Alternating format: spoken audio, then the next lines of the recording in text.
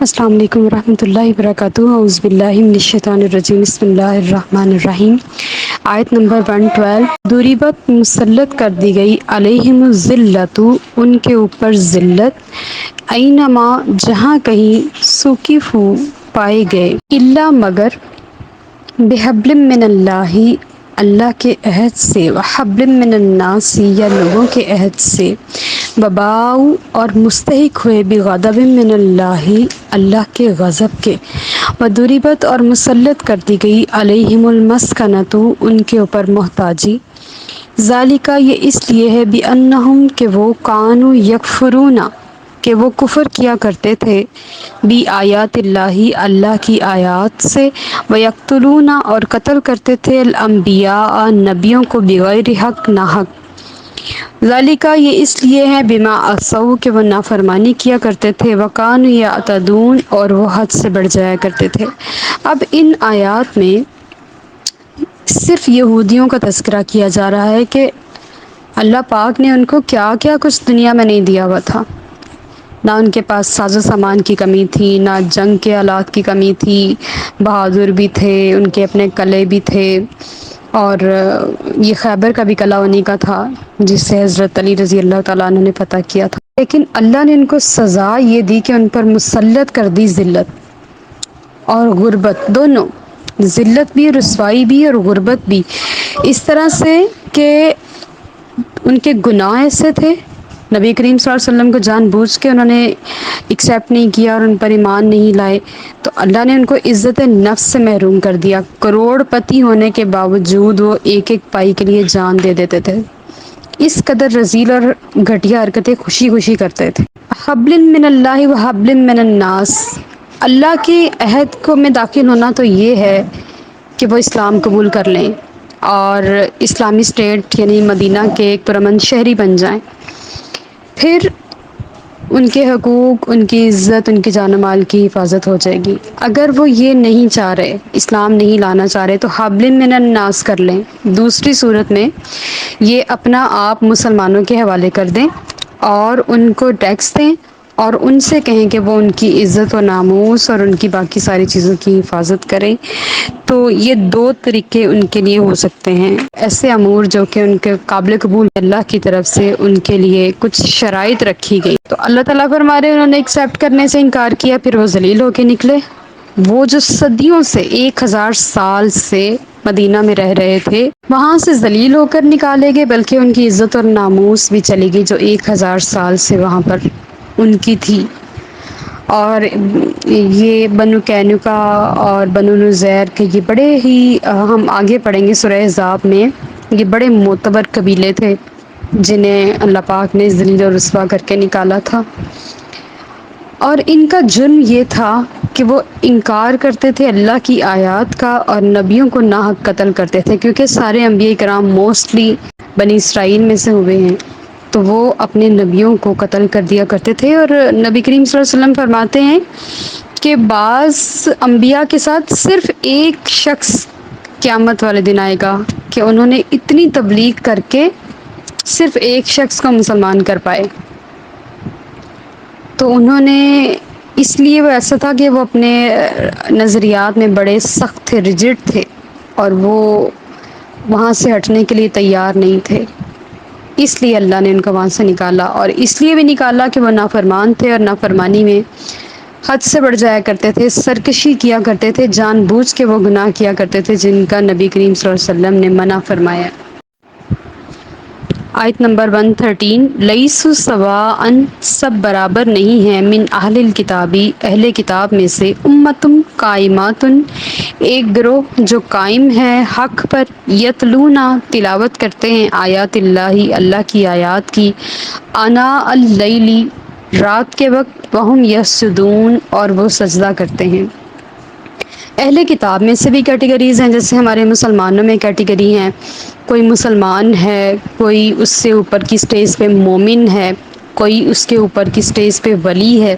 کوئی اس کے اوپر کی سٹیج پہ کتب ہے، کوئی غوث ہے، ابدال ہے، کلندر ہے،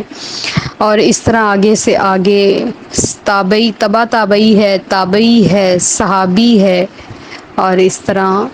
خلفائے راشدین ہیں، عشرہ مبشرہ ہیں، اہل بیت کرام ہیں۔ جس طرح ہمارے ہاں درجات ہیں، اس طرح یہودیوں کے ہاں بھی، اہل کتاب کے ہاں بھی درجات ہیں۔ ایک گروہ حق پہ قائم ہے، رات کو اٹھ اٹھ کے اللہ کی آیتوں کی تلاوت کرتے ہیں، زبور کھولتے ہیں، اس کی آیات پڑھتے ہیں، سجدہ کرتے ہیں، اللہ کو مناتے ہیں اور اللہ کی مانتے ہیں۔ لیکن ایک گروہ، اور وہ حق پہ قائم ہے۔ اللہ تعالیٰ فرما رہے امتم قائماتن، یعنی کہ یہ حال کا صیغہ ہے، ابھی بھی قائم ہے، ابھی بھی ہوں گے کچھ یہودی، لیکن قرب قیامت تک یہ سارے یہودی جو ہے نا، یہ ہٹ جائیں گے سیدھے راستے سے، کیونکہ اسلام کو بڑھتا پھولتا پھولتا دیکھ کے ان کی ہوا ختم ہو جائے گی، اور پھر قرب قیامت میں پتھر بھی گواہی دیں گے، درخت بھی گواہی دیں گے کہ میرے پیچھے یہودی ہے، اس کو مار دو۔ آیت نمبر 114، یؤمنون باللہ، ایمان رکھتے ہیں اللہ پر، والیوم الآخری، اور آخرت کے دن پر، ویأمرون، اور حکم دیتے ہیں، بالمعروف، نیکی کا، وینہون، اور منع کرتے ہیں، عن المنکر، برائی سے، یسارعون، اور جلدی کرتے ہیں، فی الخیرات، نیکیوں میں، واولئک من الصالحین، اور یہی لوگ نیکوکار ہیں۔ اللہ پر ایمان رکھتے ہیں، آخرت پر ایمان رکھتے ہیں، یہ ان یہودیوں کا تذکرہ ہو رہا ہے کہ جو اہل کتاب ہیں، جو حق پر قائم ہیں، ان میں یہ ساری کوالٹیز موجود ہیں کہ اللہ اور یوم آخرت پر ایمان رکھتے ہیں، اور نیکی کا حکم دیتے ہیں، برائی سے روکتے ہیں، اور نیکیوں میں جلدی کرتے ہیں، ایک دوسرے سے بڑھ بڑھ کے سبقت لے لے کے نیکیاں کرتے ہیں، یہی صالحین ہیں، یہی نیکوکار ہیں۔ آیت نمبر 115، وما یفعلوا، اور جو یہ کریں گے، من خیرن، کوئی بھی نیک کام، فلن یکفروہ، تو ہرگز انکار نہ کیا جائے گا اس نیک کام کا، یعنی کہ ان سے انکار نہیں کیا جائے گا۔ واللہ، اور اللہ تعالیٰ، علیم بالمتقین، جاننے والا ہے پرہیزگاروں کو۔ یعنی کہ وہ اہل کتاب جو نیکیوں کے کام کرتے ہیں، خود بھی حق پر قائم ہیں، دین حق پر قائم ہیں، اگر وہ نیکیوں کے کام کرتے ہیں، کچھ بھی اچھا کرتے ہیں، اپنے لیے کرتے ہیں، دوسروں کے لیے کرتے ہیں، تو اللہ تعالیٰ اس کو انکار نہیں کرے گا، اسے ایکسیپٹ کرے گا، قبول کرے گا، اور اللہ تعالیٰ پرہیزگاروں کو جاننے والا ہے۔ لیکن یہ تب تک کی بات تھی جب تک کہ دین محمدی صلی اللہ علیہ وآلہ وسلم نہیں آیا تھا۔ جب